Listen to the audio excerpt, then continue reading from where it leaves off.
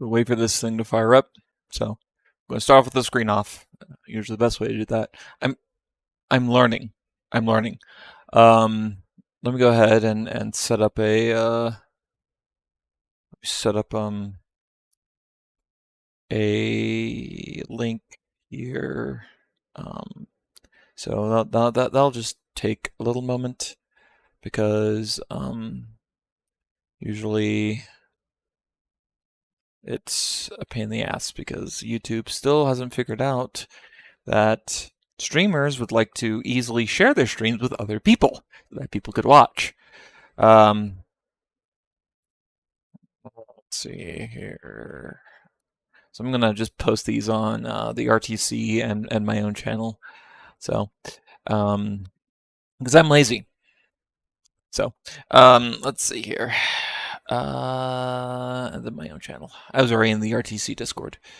So, and then at this because he's curious about this.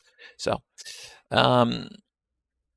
okay. So let me go ahead and bring this up and bring my OBS into focus and just turn shit back on. So, main screen, boom. All right, so we'll see how much of this we can get done in the next, I don't know, 20 to 30 minutes, maybe. Maybe sooner, because I'm a little bit more organized this time. So everything should be running well. If you have any issues, just feel free to put that in the chat.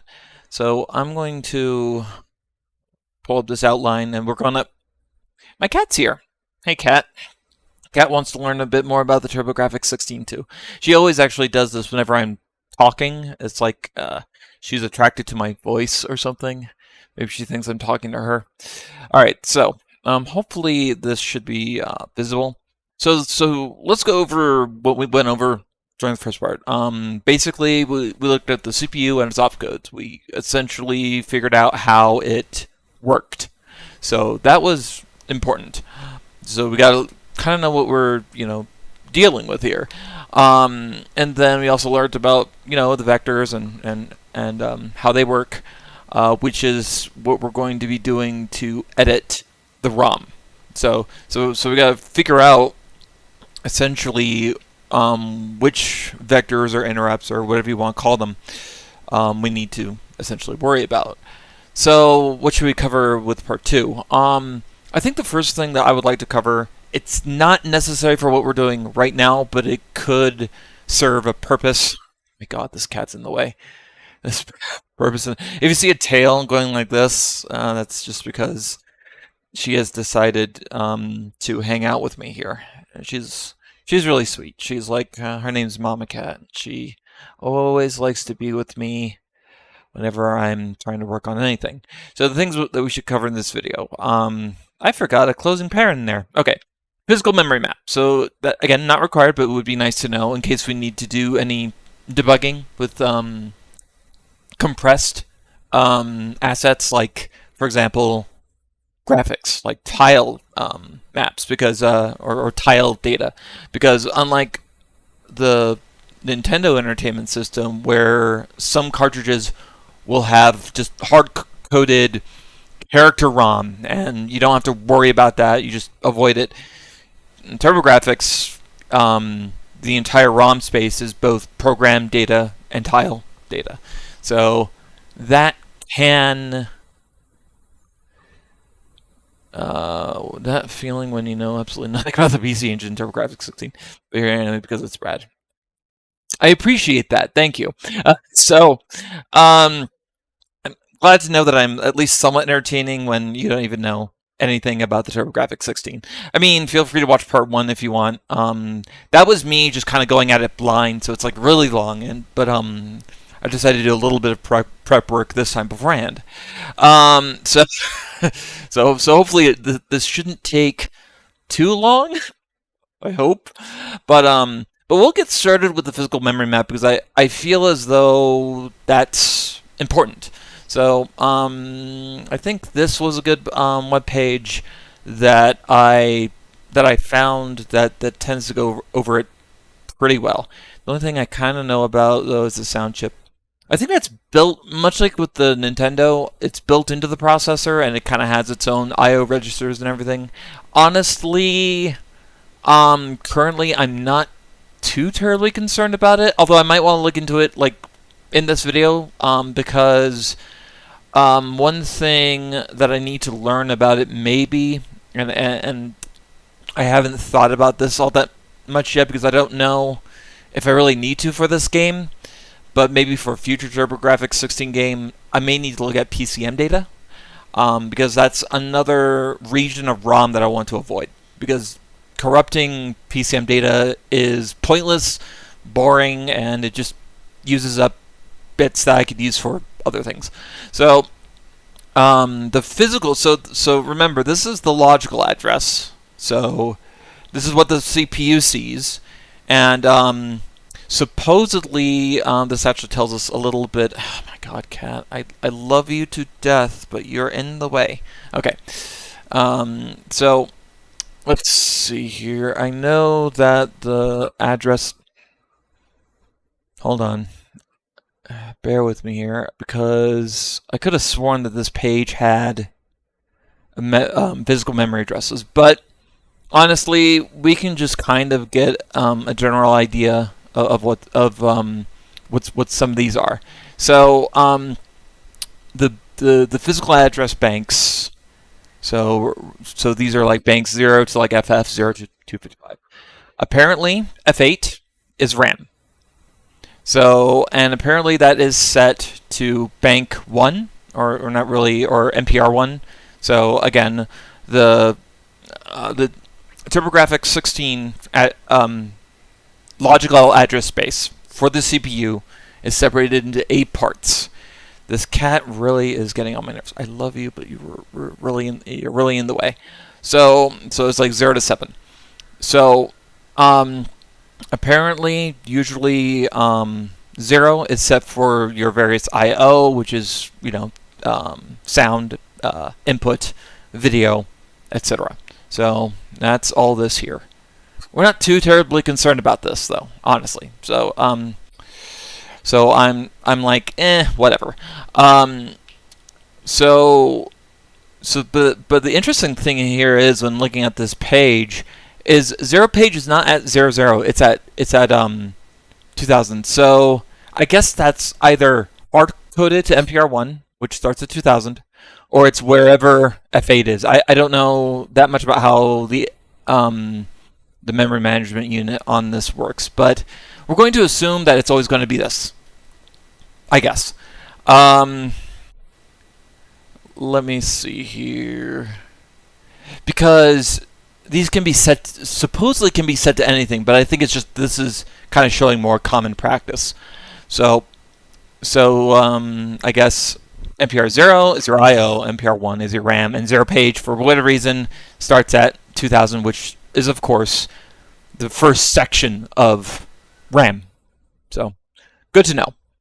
And then 2 through 6 is just, I guess, basically your bank switching. So you can just set that to whatever you want. And then 7 is going to be bank 0, which is the first part of card ROM. So I guess that's always the case. So let's take a look at that. So this here is, hopefully you guys can see that just fine. Just as a side note, my wife and I, we decided to switch internet providers. So we used to have cable.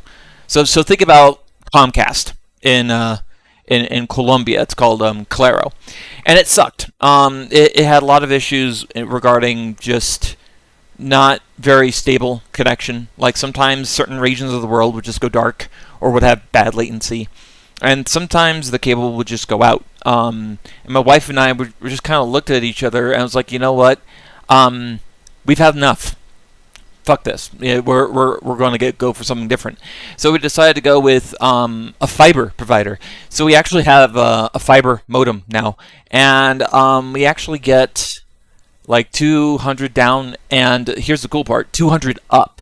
So whenever I upload a new video, it will be boom like that. And on top of that, it's also going to be good for streaming. So I have this set to 10 megabits, and it's last I checked, it was at excellent health. I'm going to double check that just really quick, just to be sure that's not the right button. There we go. So I'm going to look at my thing. Yeah, excellent condition. So we're all good there. So boop. All right. So where was I? I was mentioning that, and I can't remember why. I hate when I lose my track of mind. Okay, so that's right. I was mentioning. Hopefully, this should look fine for you. So given the fact that NPR page is 00 card ROM for NPR 7, that's this here. This is bank 1, essentially in the card. So it's at the very end. Yeah, so yeah, fiber's amazing. Kind of makes me wonder if we could have gotten something faster, but this is good enough for our needs. So if we scroll all the way down, the nice thing about TurboGrafx-16 is you don't have to worry about since all the mapping is done on the console instead of on a chip in a cartridge for the NES. We don't have to worry about things like headers or anything like that really. So that's nice. So whenever you're doing ROM hacking for the TurboGrafx-16, you don't have to account for headers. So that's always nice. It's kind of like the Game Boy in a way where I think actually I think the mappers are on the cartridge, but the type of mapper is specified in an internal header, so you don't need an external header tacked on like you need for NES. So so we scroll down here. So we go to. So remember, each bank is 0000 to 1 F. So it's 0 to 2000, and it's in hex 2000. That's the size of each bank. So if we look here, so right here is the end of the bank of bank 0. So if you look, you can see in Little Indian you have. So for those that don't know, Little Indian is a way for certain architectures to arrange values that are larger than 8-bit. So Little Indian basically means that the least significant byte is first, and then it goes up. So this here, this has E0 and then 1B. So this is the lower value, this is the upper value. It's kind of backwards to how we would traditionally read numbers, and it takes a bit of getting used to. So what that means is, let me visualize this really quick. So I'm going to use this as kind of a scratch pad. So that 1BEO, that's actually referencing address E0, 1B. So when it reaches, so this vector is whether it be reset, or actually we can look and figure out what the vectors are, because I think I had it here somewhere. Where the fuck is it? I could have sworn that this had a vector list, but maybe it didn't. Let me look. Give me a second. That's VRAM, tilemap, sprite. You guys fucking suck. Okay. I'm pretty sure it's here. So we need to figure out mapping register.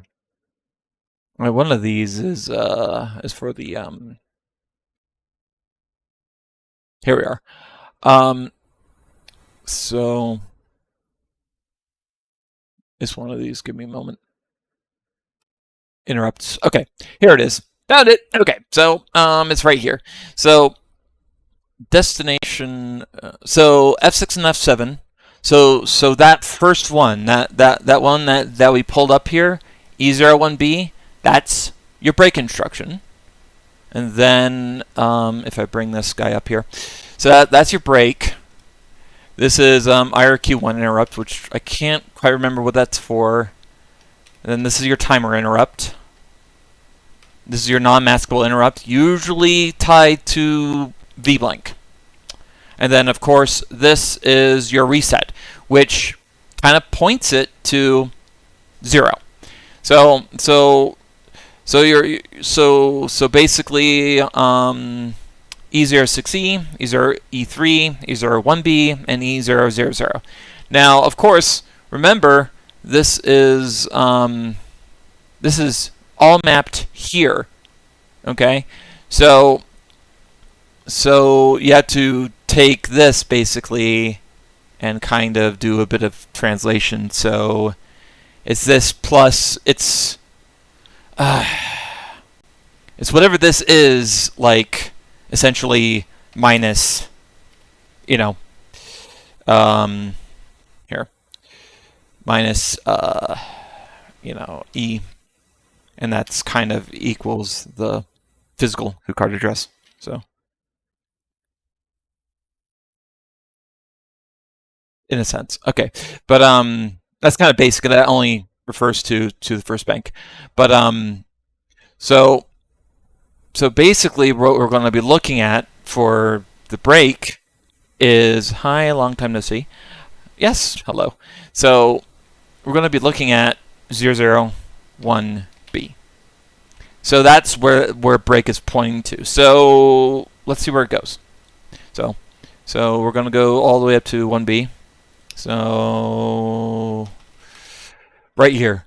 And 1B points to byte 40. So that's what it's going to execute. Okay? So let's see what that does. Because it's its own unique thing. Let's look at the opcode matrix. So you probably remember this before. So 40 is, well, what do you know? This is exactly what I did with Adventures in the Magic Kingdom. I made its vector list for break, its address, point to 40.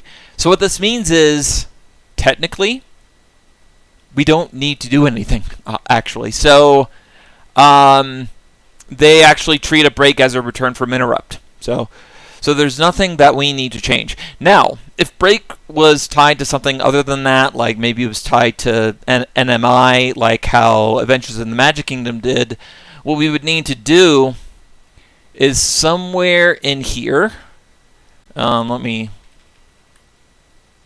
not how I wanted to highlight that. Oh, that's also not what I wanted to do. That's stupid.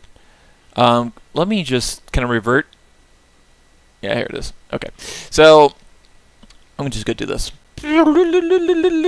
So all this, I would have to find byte 40 somewhere in here and adjust accordingly, which honestly would be very easy to find. I mean, it'd be very weird if within this entire bank there wasn't a byte 40 somewhere.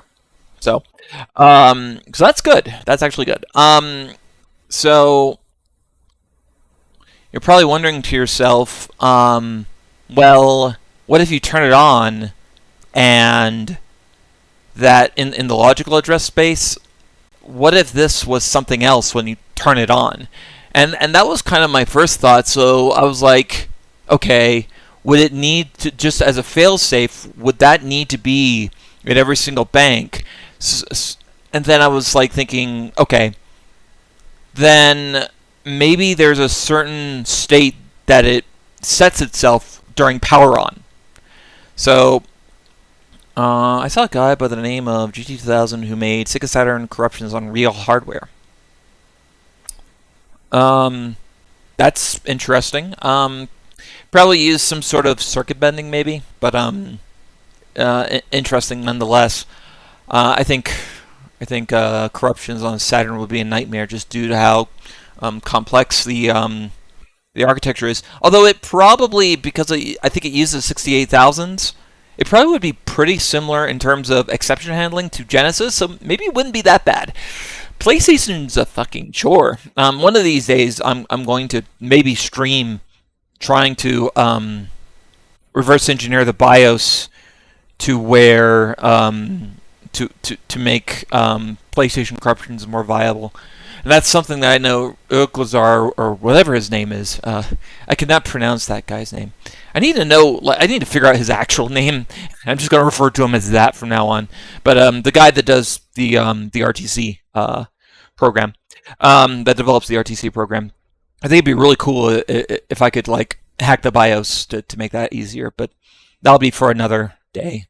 week, month, year, whatever. So where were we? Okay, so there has to be some sort of power on state, and that's something that I kind of wanted to look at here. And this is something that I kind of looked on like the off time because I was like, okay, how does it know which bank to go to get like these to get these vectors? And apparently it's somewhere here. Here it is. So right here, so it says at system reset, MPR7 is set to 0. So this here, once it's powered on, this is hard coded to be set to the first page of the card ROM. Now, after that, it's up to the game to do whatever the hell it wants. I'm thinking that most games kind of follow the standard convention where they don't fuck with MPR7, so they probably have their game loop code and everything else in there. But just to be sure, let's take a closer look at this because I haven't looked at this yet. I've kind of assumed that it probably doesn't, fuck with it all that much. But we'll take both of these because I think this is the NMI and the reset. We're just going to do a quick find on it and see if it's in any other banks. And I don't think it is. But let's copy this, cancel, and then go all the way to the top. And just to make sure, and go down. It only finds it there. Find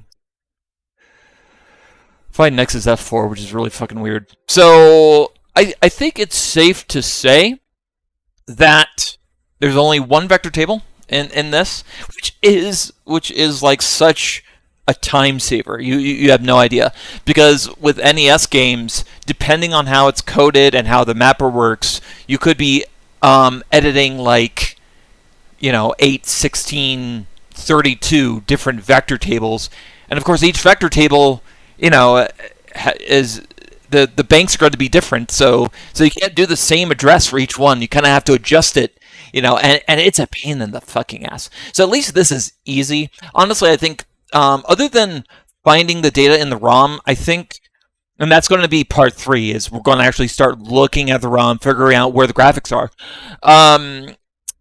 I think this is going to be TurboGrafx-16 is going to be a lot easier in terms of redefining break, and also, given how the CPU works, it's going to be possibly more easier to corrupt than the Nintendo, because you don't have to worry about jamming the CPU. You cannot jam a TurboGrafx-16 CPU because basically they treat illegal operations like no operations, where the Nintendo Entertainment System, the CPU is like, and does whatever the fuck it wants. So it's not as sophisticated. So that's nice. Did I cover everything I wanted to cover? So we looked over the physical memory map, how that works. Again, it's nice to know in case we need to figure out how compression works. Quick look into the ROM to find these vectors. We found that there's only one, so that saves a lot of time. How memory mapped register state is at power on. It only sets one, so I think it's up to the game to set the rest. But the most important is making sure that it's able to see the vector table at the right location. That's the most important thing. What does break in the ROM currently point to? So it points to 40. We don't need to change it. So that's perfect. That's like the most ideal thing ever. And do vectors occur in more than one bank? No. So this is for Bonk's Revenge. This is the most ideal situation. But stay tuned for part 3, where we open up a tile viewer and kind of go through and figure out exactly how it stores data. And Bonk's Revenge is a pretty big game. It's half a meg large. So we're going to have to look at things like graphic formats and all this other fun stuff. Yes, Cat, I know. Mama Cat is still trying to get my attention after all this. But his name is Phil. Noted. So yeah, hopefully, okay, so Phil should be interested in my PlayStation 1 hacking at some point. Um, but in any case, good news all around. But yeah, stay tuned for the next part, maybe sometime this week, hopefully, and I will go over basically finding info in the ROM. I might even load up the ROM and see if we need to worry about things like, like sound samples and whatnot. But I don't think so. I need to look more into the sound. Actually, you know what? Since I've got this open, let's look at the sound system really quick and see what it tells us. Has 6 wave-based sound channels. Each uses 32 wave samples of 5 bits each. So I think it uses kind of I want to say it has its own way of. So you can define the wave shape and play it. Let's see here. LR. So wave data, write 32 times. So yeah, see that's waveform data. So I want to say whenever it writes to 806, that's going to be waveform data. And so select a channel. Oh, I see. So I guess what it would do is it's like, okay, select channel 0, and then it's going to write this waveform data. So that's interesting. So yeah, that I think what you'd want to do is basically figuring out how it's writing that waveform data, and then that might give you a general idea of where the waveform data is. I might want to look into that. So we'll do graphics, and then we might look into seeing how waveform data is written to. I don't know if it does that for actual like things like speech and whatnot. I have little to no experience with the TurboGrafx-16, but that should be interesting. But I might look into that maybe, but we'll see. But I can kind of see how all this works. It's actually pretty interesting. A lot more robust than the Nintendo's sound chip, that's for sure. I think more channels, and it's the waveforms can be completely programmable, which is pretty awesome actually. But we'll see. Anyway. So that should about do it. I think I'm going to end it here. So great having you guys, and look forward to part 3, where we look at how graphics are stored, if they're compressed or uncompressed. Hopefully uncompressed. That'll make things a lot easier, and then you'll kind of see how I write everything into the thing. I have an offsets list that I use. So that will be fun too. So. I'll see you next time with part 3.